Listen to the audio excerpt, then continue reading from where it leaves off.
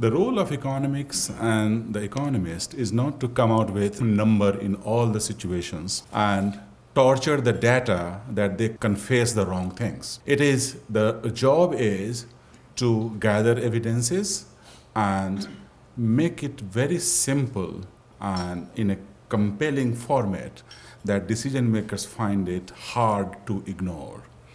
And that is the reason, even after 3 IPCC report, climate change did not go to every countries and the development minister until 13 years back. Nicholas Stern came out with a Stern report for the Treasury, and now this year UK is again doing a review of economics of biodiversity, and the person who has been asked to chair that committee, who was remembering you last week I was in Cambridge, Partha Das Gupta. Oh, nice. So Sir Partha Das Gupta, he has been asked to chair that committee, and their job is to present in COP next year, CBD in China, Kunming. But between that, a lot of economics work has happened at global level, and of course in the university department, research think tanks, people do that. And after Stern, you had your something called TEEB, the Economics of Ecosystems and Biodiversity, started by G8 plus 5 countries. Economics of land degradation, and that is where I will bring some findings to share with you. Many of you, I can see you are from East Africa or South Africa. In Gaborone Declaration 2012, I think 58 governments, including Secretary General, the World Bank President, IMF Executive Secretary, they also said something about economics of nature and natural capital. That is documented, and Gaborone Declaration is again official part. But in all the conventions, CBD or land degradation or CITES or CMS or Ramsar or UNCCD, economics has a place for right or wrong region. In my opinion, probably right region, because life is all about trade-offs. You have to build your schools, colleges, hospitals, but at the same time, you have to care about the nature on which our life depends. And life does not go by the lofty ideas. You have to think about the material requirement. At the same time, those material requirement has the basis coming from the nature. So how to bring the two sides, and that is where economics helps. Economics is not all about this trillion, that trillion. That could be good to raise awareness for a day in newspaper, but decision-making process probably would like to have more substance into that. And that is where economics has a role. Coming back to land degradation, one thing which has happened in March this year, I don't know whether you know, on the request of El Salvador, UN has declared the next decades of international decades of restoration, 2021 to 2030. That is basically upscaling the restoration activities and estimating the economic efficiency of restoration. That is one. 2 weeks from now, or maybe 3 weeks, 2.5 weeks, in New York, before General Assembly, Secretary General is organizing how to handle the climate change, and he has specifically requested the governments of the world, please don't come with very good speeches. Come with the action you have taken on the ground, and especially what kind of trade-offs you are facing, so that we can think about designing the action plan for the next year. And in that, one of the theme which is occupying a central place called nature-based solution, again linking it to restoration. Now restoration requires investment, and investment not only in South, even in the North, government has limited money. So private sector, where $73 trillion, 73 is transaction happening every year, some of the money has to be tapped. You have sovereign wealth fund, right, from Norway to China to India also some part. That money has to be tapped. Pension money has to be tapped. How to convince these hardcore professionals who only understand the language of money? That is where probably economics will help to some extent.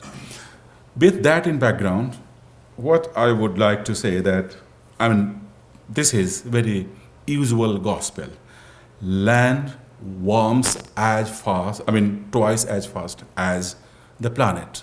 So if we are thinking of 1.5 degree Celsius limit, which is not going to happen, unfortunately, we should be thinking to keep the limit 3 degrees Celsius for the land. And land is what humanity care about. So when I was reading your piece you were so articulate and to the point that land is not like one of the things. Land is all about your life, livelihood, and your life options. So it is much more substantive. I mean, than climate or biodiversity or wetland. 6 to 8 inches of top layer of soil, 6 to 8. That gives you 97% of the food. So land is gone, everything is gone. You are not going to chew the notes and dollars and rupees and shilling. You are going to eat the food. And that's why land matters. Now, evidence suggests that for every year from 61 to 2013, an additional 1% of the world's dry land slipped into drought because we have not managed the land properly, and climate, of course. But land issue is local. Land comes with some really complex political issues. I'm coming, in a minute that why it is a political issue. And economics of land degradation, neutral world would help to organize the complexity around this. With that, this is 2016. Those of you who are from Kenya, Nairobi might know that the General Assembly also does the environmental, assembly. All the ministers come and they have a very specific declaration on land degradation. Two of the gentlemen, I think I can see Ibrahim there, who has also written a piece for Down to Earth, and Prakash Javadekar at the time, because he was also at the time minister. Both were there, and it was, you can see the World Bank and Akim and Kenyan president, of course, and then all the ministers. They signed, and they, out of 13 resolution, this was exclusively on that, and half of that deals with the issues of economics of land degradation. Intuition, how land, if not managed, we are not able to achieve those 169 targets and 241 indicators of 17 SDG. But if we manage them, many of the goals can be achieved. I won't read it. I will leave it here and you can see this. Then Sunita ji was mentioning about few reports. This is the economics of land degradation for 42 countries of Africa, out of 54 or 55. 12 we could not include due to the problem with the data and other issues. So you have East Africa, Central Africa, North Africa, South Africa, and West Africa. So what is the issues? If you don't do anything, no intervention, no biological methods, no mechanical methods, no bunding, no horticulture, whatever the soil scientists and agronomists recommend, if we don't do anything, no intervention, the way climate change projection is moving, there will be erosion of soil, including ravine lands, soil salinity, and nutrient loss, sometimes overloading of nutrients of all types, NPK. And that will have impact on the productivity of different crops. So the loss or the cost is huge. And that cost can be avoided by having proper intervention in place. Correct? So avoided loss is your benefit. People misunderstand cost and benefit, they are not different things. Avoided cost is your benefit, and avoided benefit is your cost. Just the, debit and credit side changes. So you have to see what is your objective and who are the beneficiaries or at the receiving end. And depending upon that, cost or benefits can enter into different sides. Now, so the cost inflicted by not acting can be avoided if there is intervention in place. But intervention has a cost. Whatever you do, small or big, has a cost. And now that cost can be compared against avoided damage, that is the benefit. And you will find very simple. I have not tried to bring those numbers and burden your mind with those jargons and big statistics. But for 3.16 to 26.35 is the benefit cost ratio. Basically saying that if you invest $1, you will get $4 or $26. For North Africa, and I don't know, I have seen somebody from North Africa. Are you from Tunisia? Okay. So Tunisia has a big problem. I have seen it in Libya. I have seen in Morocco, where you go to Ifran side or Fez side, or they have a huge problem of ravine land. In East Africa, Ethiopia or Kenya has a huge problem. So is the Central Africa and the West Africa too. Huge land. I mean, Algeria is the biggest, of course. And it's a very, very serious issue, the way land are vanishing. And that's why there, even $1 investment will give you $26. But even for a smaller benefit cost ratio, nowhere it is less than 1. It means it is beneficial. Coming back to this part of the world. So this is 46 Asian countries. By the way, Asian countries have much poorer data, except India, maybe China, than Africa. Africa has better data on land degradation.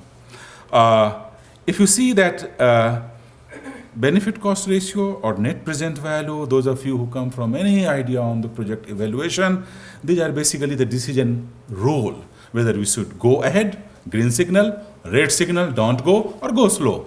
And it is very, very favorable for Asian countries too. This was accepted by Craig in Erdo's China by UNCCD, the last COP.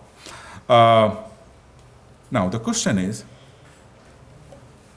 that if the benefit cost ratio is so favorable, why the action is not in place? I won't go to country specific thing, but at the global level, the credible data has not entered into the negotiation process.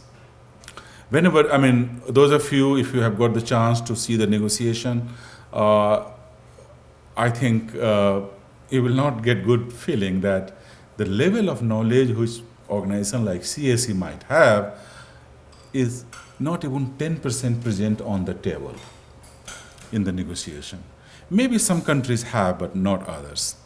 So the uptake of the scientific evidence or economic estimate is either absent, or if it is present, it is in a very basic form. And that's why at the global level, UNCCD or conventions are not able to take into account this kind of. But even if these guys do it, what they will do? What is UN system? I'm not a typical UNers. UN is strong or weak depending upon how much government wants to make it strong or weak. You have a secretary general who is neither a secretary nor a general. Right? But he has the moral authority and the convening power to bring the people and tell them what he should be doing. And in that segment, government have to provide informations. But how government will provide? If a democratically elected government is representing the interest of the people, unless the people put pressure on them, that information will not go on the table in Geneva, Vienna, and New York or Nairobi. And that is where your role is so important. I was talking to one of you, and whenever I see Hindi newspaper, I mean, understanding is very, very basic. Emotional, rhetoric, gloomy. I think that is not going to help us. Be very neutral, scientific, but that required, and evidence-based. And leave it alone for the public to form their opinion. tell them the evidence or report in a way that they find it engaging. But engaging should not be made at the cost of losing insights and compromising the science. That is important. That is where society will move further. And that is where your role is so important. So, global to the local. I think how reporting is done, how outreach happens, and what kind of engagement you do with the public at large, who are in a position to put pressure on their elected government, who have to negotiate on their behalf so that the action and resource will follow. That is where value or economics of soil or top land will matter. Second thing, some of the numbers, the way they have been used or are being used, I'm sorry, they are neither economics, they are not science. Every day I find newspaper or somebody coming, world's value ecosystem is 83 trillion, 73 trillion. Coral has value of 3 trillion, the coast. What is wildlife, illegal trade of wildlife and timber? Somebody said 34 trillion. Then I went to WTO, their statistics. Their annual trade is, less than 3 trillion. How come illegal wildlife and trade is? So those are the abuses and misuse of economics. That the moment you do or report like that, you have very chance to lose the audience. Because, and that's why a very credible scientific research translated into simple action, at least in the domain of economics, has the potential to succeed the battle in terms of compelling the government to bring economics on the table so that society moves on the path of sustainability where the trade-offs are all over. Now, so land issue and economics of land degradation neutral world. I hope you know about SDG 15.3, three criteria: the nutrient, the forest cover, and the soil carbon. Right? If these three criteria are met by 2030 with respect to 2015, then you are in a land neutral world. And the criteria is very strict. And this criteria is that even on one criteria, if you fail, you will be considered as failure. Right? So if your soil carbon has declined, it means you have not been able to achieve land degradation neutral world. Which is, now this is coming from the government. This is not from the Secretariat of the UN or any other research institutions. This is agreed by the politicians, our masters. And they have given. Now, so it is not only about 15.3, but the land degradation neutral world and investment on sustainable land management on agricultural lands in the next decade, 2030, would enable most of the SDGs, especially the countries from South. So if you talk about economic growth and employment creation, SDG 8.1 and 8.5, eradicating extreme poverty and reduction of poverty. Extreme poverty, now $2, 1.9, but even if it is $1.5, as per latest Tony Atkinson's report, late Tony, 896 million people are poor. Extreme poor. And the simple definition of extreme poor is a person who is born in poverty, lives his entire life in poverty, and when he dies, he passes poverty to his children. So in his entire lifespan, he has never seen the magic number of $1.9 a day. Those are the people who are directly linked with the land. And if land degradation keeps happening, erosion, ravine land, soil salinity, these guys are the most affected people. In any case, out of 13, 14 major ecosystems, most of the poor people are living in dry land and the desertified areas. And if this part is handled, I think you have better chance to pull up people from that line of poverty. Finally, SLM also and economics has the potential to fight the climate change. Besides maintaining biodiversity, so all you can meet all three, the convention's goal.